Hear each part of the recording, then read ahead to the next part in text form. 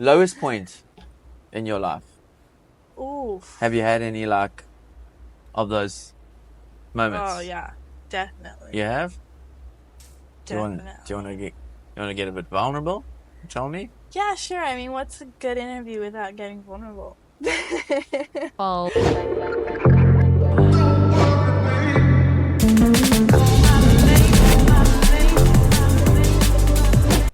Cool. Hot? Basically, just adjusting to the. Don't leave me hanging. Oh, sorry. I'm like, is she gonna? Does fist bump mean something different in Indonesia? Do you guys do something different? Okay, don't blame me if I'm jet lagged. No, true. You just got back from Still Hawaii. processing everything, but Still processing everything. And man, it's hot today. Huh? yeah. Is it hotter in Hawaii right now? No, like, some nights it would go down to 17 degrees. Okay. 18, so Sick. it's like, Yeah, put on a jumper. yeah, for Put sure. on a hoodie. So definitely coming here. Do you want a pillow for your back? Yeah, sure. There we go. I want you to be comfortable. Thank you. Yeah, that's perfect. And I mean, Hawaii must be a buzz at the moment because I mean the tour's about to start, right? Yeah. Everyone's there. I was there for 2 months, so I got there December 1st, and I feel like every winter it is just a big buzz. Like, I guess you can use the comparison of actors going to Hollywood as like surfers going to North Shore, Oahu. Like, it's where everything's happening. It's all a buzz right now. Yeah, everyone's there. A few of my friends are there. Yeah, shout out to Peter Hamlin. Thoughts on Rus? Oh, Retiring? yeah. What's your thoughts? My thoughts, I mean, honestly, reading that was like really cool to see her be like so vulnerable and open, and whatever is best for her mental health and what makes her happy at the end of the day is most important. I mean, every time she's in the water and all that she's achieved and done is so inspiring to me and also to everyone all over the world. So, in my eyes as like a fan and someone who looks up to her, she doesn't like need to achieve anything more to necessarily be like such an inspiration. Mm-hmm. But yeah, at the end of the day, it's all about how she feels, and as long as she's happy inside. Yeah, exactly. Yeah. I think the way in which she sort of announced her sort of retirement coming off the tour was so beautiful, and the way she expressed herself, as you say, very in such a vulnerable way, but so authentic, and she just loves collecting shells. Oh, I mean, she's still going to be around. Yeah, exactly. I mean, the Olympics are still. Steph as well. Steph That's as well, also a big one, eh? Having a little bit of a break, and it's kind of, I don't know if it's not, would you say, becoming a trend, but just kind of seeing the vulnerable side of like some of the top athletes and them prioritizing how they're feeling and what makes them happiest is like. Yeah. The minute you hear that J-Bay's been dropped from the tour, I mean, that's a big chunk of your heart just gone right there. Yeah. As far as I'm concerned. Yeah, I think some of them, this is just me joking, by the way. I'm like one of the most consistent waves on the tour, and now it's not on the tour for this year. But, and you've been to South Africa? Yes, I have. Definitely one of my top favorite countries I've been to, with the variety of waves, like how much friends I have over there, and just what a fun, different place it is for me growing up and being from Indonesia. It's like all the animals and the weather and everything's so different. It was really cool. Sick. And so let's rewind a little bit. First time you got on a surfboard, how old were you? I'm not even sure. Probably was around 6 years old. Wow. Yeah. Okay. I started off really young. I started off just bodyboarding, like standing up on a bodyboard. I was that small that I was able to do that. My dad would just push me in. And then I started riding his boards and longboards. And then I think I got my first board, when I was around 6 or 7 years old. Wow. So, okay. Yeah. So you've been, and at what point did you kind of make your mind over that surfing was a path that would have such a big sort of influence and impact in your life? Yeah, well, it started off as just such a fun thing to do. I mean, it still is, but just a hobby that I learned and something to do with my family. You know, my older sister surfed, my dad surfed, and my mom would just come along with us on the beach. So it was a great way to like spend weekends and time after school. And then I started doing like the grom competitions when I was around 11 years old. Okay. And I loved it. Like, it was so much fun, something to do on the weekends after school and everything. And then I started to compete in events nationally and internationally, following a local like Asian tour. Before there was QSs in Indonesia, really.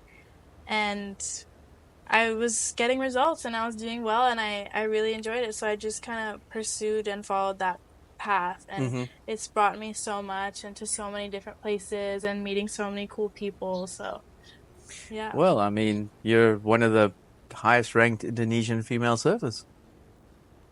That means a fist pump.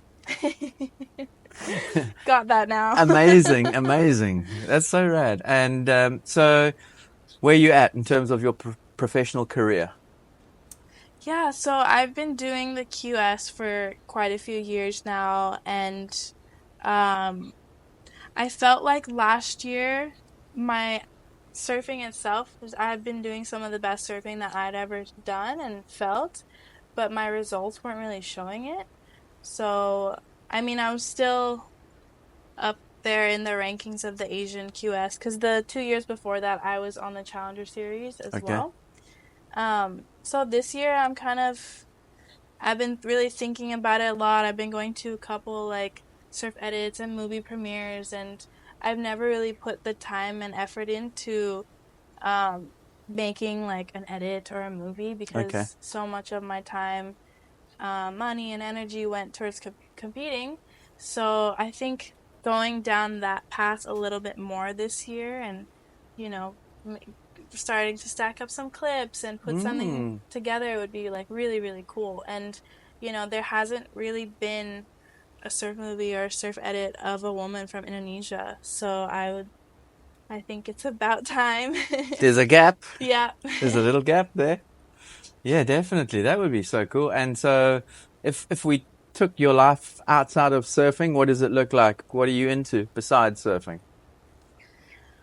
It's funny when people ask me that, like, what do I do on an off day? And so much of my life still revolves around the beach. Like, I love going to the beach and spending Just time love at being the at the ocean. Yeah. I mean, I like, reading and writing a bit and hanging out with friends, and just like I love learning. I'm not in university or school right now, but there's so much access to information online, and so just trying to educate myself like financially, and also when it comes to like mental health and psychology and everything like that, I think.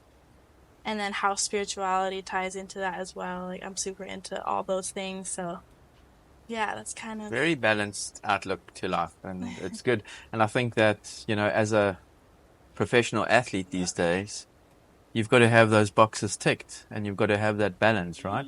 Yeah. Because I think that's, in the beginning, it's like this honeymoon period. Oh, it's rad being on tour. It's cool being a, sponsored rider, and just like, it's kind of like one big party vibe as you go on tour and that. But then I think that catches up with you at some point if you don't have this outlook that you have, I think. Yeah, I mean, there's definitely times of burnout in so many cases, and I feel like sometimes it's not even talked about enough, because once you start becoming aware of it, you realize too that so many people go through it, and there's just different tools and different routines and habits to kind of prevent it, and also like the learning curve of what works best for you is so individual. So that's been pretty cool to learn about myself, and yeah. Amazing. An old soul in a young body. Yeah, I get that a lot. You know Sophie Bell? Yes, I do. I saw her in Sophie? Hawaii, actually. Okay, Yeah. cool. Yeah, she was charging at Pipe. Yeah, she's a little nugget, that, eh? Yeah. She's great. And do you know Ruby? Her friend Ruby, who Ruby. lives in the Mentawai Islands. Yes, I do know Ruby. Yeah. Yeah. Super cool Also, girl. she was at J-Bay recently with Sophie. She came over. Oh, nice. And I got to interview them both together. So it was quite fun. That's cool. It was Yeah, good I'm fun. sure it was a funny It was. Lots of interview. giggling. Yeah, Lots of laughs. definitely. Okay, so what does the rest of this season look like for you? So one of the first, usually the QSs in Indonesia start off in Krui in South Sumatra. So I'm still super excited and interested to join the QS events in Indo, and some of the events we have in Asia are like some of my favorite waves. Like for example, last year we had an event in Siargao in the Philippines at Cloud9, and that was super sick. Yeah. So just kind of following those events, and then definitely like a lot of traveling and stacking up some clips, especially around Indonesia. And Olympics? I am not qualified for the Olympics. They had the last Olympic qualification last year in El Salvador, and I think there's one upcoming soon, but I won't be joining that qualification. Okay. Cool. Favorite wave in the world? I think you're going to be a little bit biased here. There is so many waves that I love, and it's such a hard question because every wave is different. Yep. I almost don't want to say it because I don't want it to blow up, but it's already pretty well known. But it's Lakey Peak in Sumbawa. You can pick your choice, left or right. There's a section for everything and anything you want to do. It's probably one of the most perfect waves I've surfed. It's hard when you leave Lakey's. You feel like you're like, whoa, this wave isn't like, I don't know, you surf other waves and you're like, this isn't as perfect as what I've been surfing, but every time I go there I feel my surfing improve, and I like going backside and frontside. So Okay. That's cool. probably my favorite. And so do you get to spend quite a bit of time down there because it's not that far for you? I haven't been in a couple of years, but of all the places I've traveled to for surf trips, I think Lake Keys is the most I've ever gone. Like I've probably gone around 10 times because I grew up going there with my family, like to go on family trips because my dad's a surfer, so he would love going there as well. Have you got any siblings? Yeah, I have one older sister. Her name is Pua. Okay. Yeah. Does she surf? She does. She just had a baby, so my nephew is 7.5 months old now. Nice. Or maybe 8 months. I'm losing track. He's growing so fast. Yeah, they do at that age. Yeah. That's so cool. And so it sounds as if you come from like a bit of a surfing heritage family. Your dad surfs. Anyone else? Your sister surfs. Yeah. Has he been a strong influence on your surfing trajectory, your career? Yeah, such a strong influence. He really helped it be such an integrated part of my life. Of course, I always loved it, but I really appreciate all the effort he's put in, like all the days that he could have been surfing, but instead he chose to like take me out to smaller waves when I was a little kid, instead of scoring like perfect waves in Indo for himself. So he put a lot of time in that aspect. We've traveled a lot together throughout QS events when I was like younger and a teenager, and he was coaching me for a while, for a bit. So he's made dad sacrifices. Pretty much. Yeah, I appreciate him for that. Every dad has to. Yeah. That's great. Where are you traveling to next? I'm not 100% sure yet. Okay. Because I literally just got back from a trip last night. How long were you there? I was there for 2 months. Oh, sick. Yeah. But it was really cool. I got to go to Oahu. I also went to Kauai, where my dad grew up, and also went to the Big Island. So I got so many checked off. I didn't realize your dad's from Hawaii. Yeah. Okay. So my dad grew up on Kauai, spent most of his life there. My mom's from Bali. So I was born here and lived here my whole life. The localism is proper on Kauai. Yeah. Good. So kind of the best of both worlds. I'm super lucky because, I've spent most of my life here, and then now I spend every winter in Hawaii, and it's definitely like my 2 favorite places in the world. So both blessed, incredibly blessed with waves. Yeah. Do you think that the tour should end in Hawaii? In The my CT. opinion, my personal opinion, I think yes. You know, it's like the lead up and the excitement build up that everyone's been waiting for, and surfing, like Hawaii is the birthplace of surfing pretty much, so to have it end there and to crown a champion there It's is always like, special. yeah, Huh? super special. And plus the waves, like it's hard to find waves like anywhere else in the world quite like Hawaii, you know.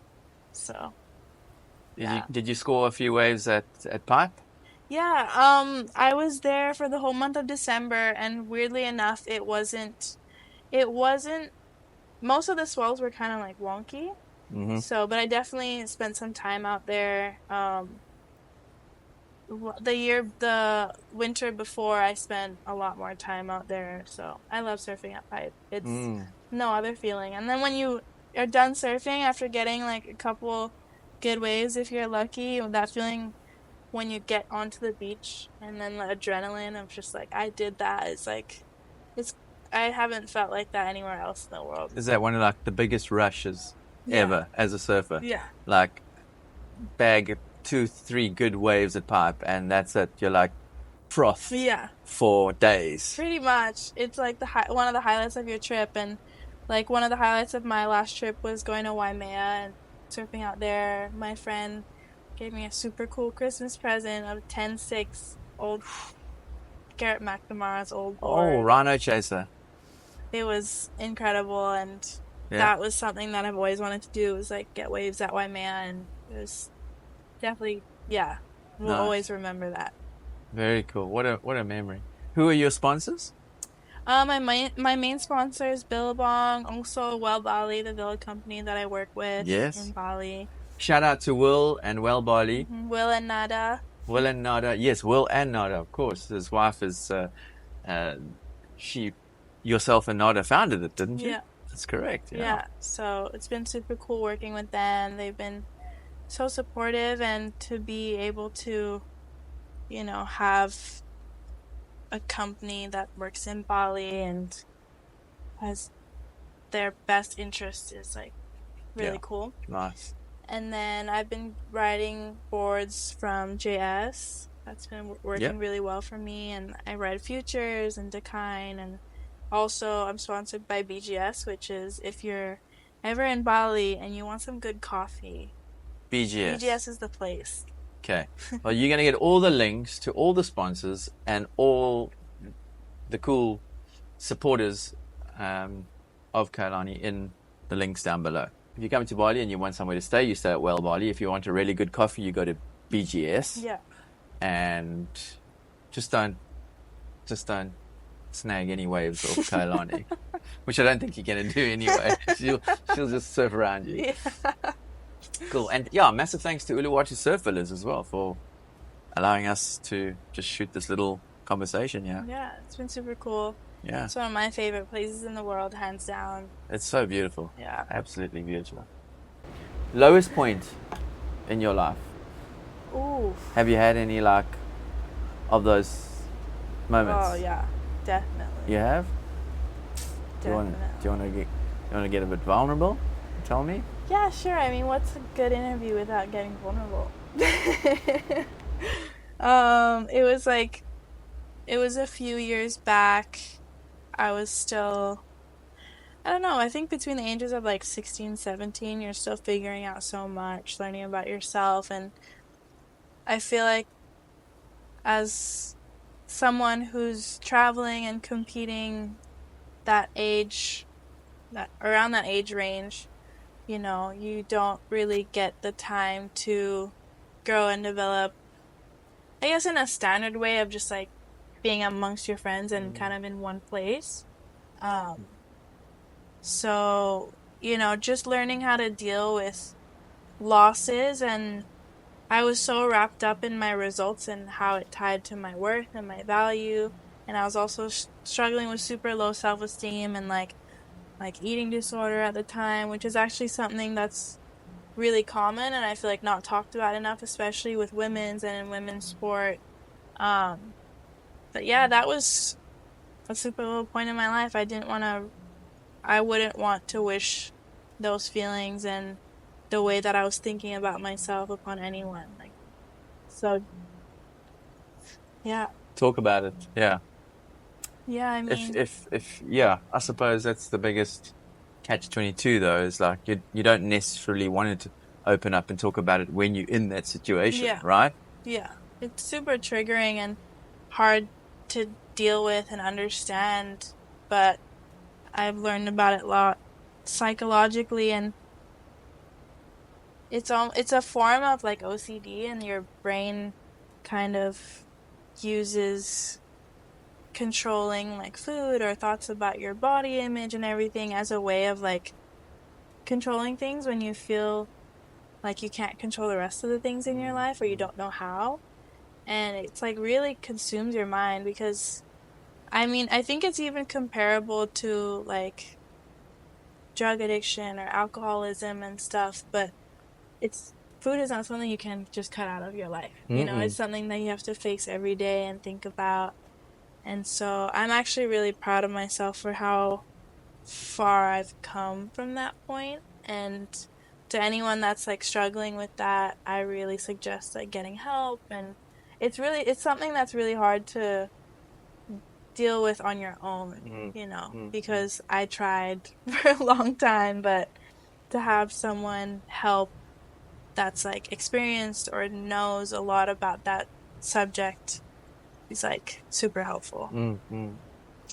Well, thanks for like chatting and opening up about that. I think that you can be proud of how you've dealt with it and how you've come through that. And I think with food as well, it's so easy to kind of hide the addiction because it's something we do. We eat. Yeah.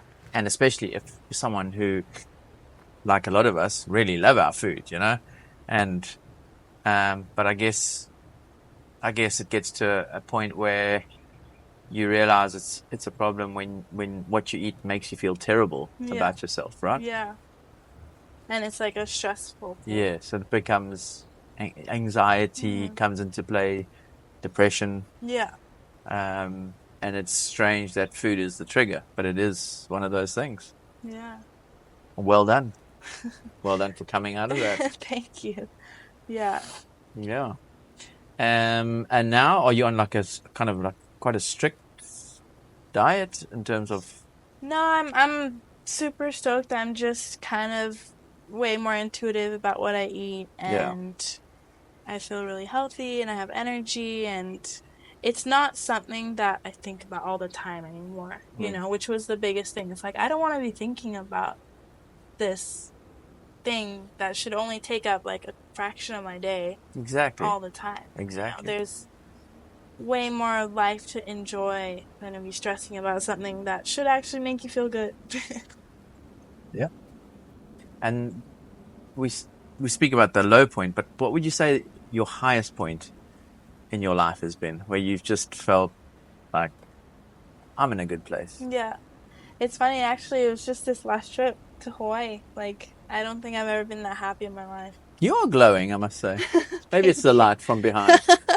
Maybe it's a combination of everything. Yeah. Yeah, it was just so fulfilling for me, and I felt super free and had a lot of freedom, and just the people that I have in my life right now too are super supportive, and just to know that I have people in my life that love to see me doing well, and I'm obviously the same for them, is like such a good feeling. And I just felt really aligned with my purpose and what I was meant to do, and yeah, pieces are coming together. Exactly. Slowly but surely. Yeah. And through those ebbs and flows of life, the lows and then the highs, this too shall pass, But I'm stoked for you that you're in this good place. Thank you. And I hope that we get to see this energy that you have now got inside of you go on to help you, and your career just does this. Thank you. So That's the goal. That's the goal. Yeah, whatever happens will happen, and everything's always working out at the end, so. Yeah.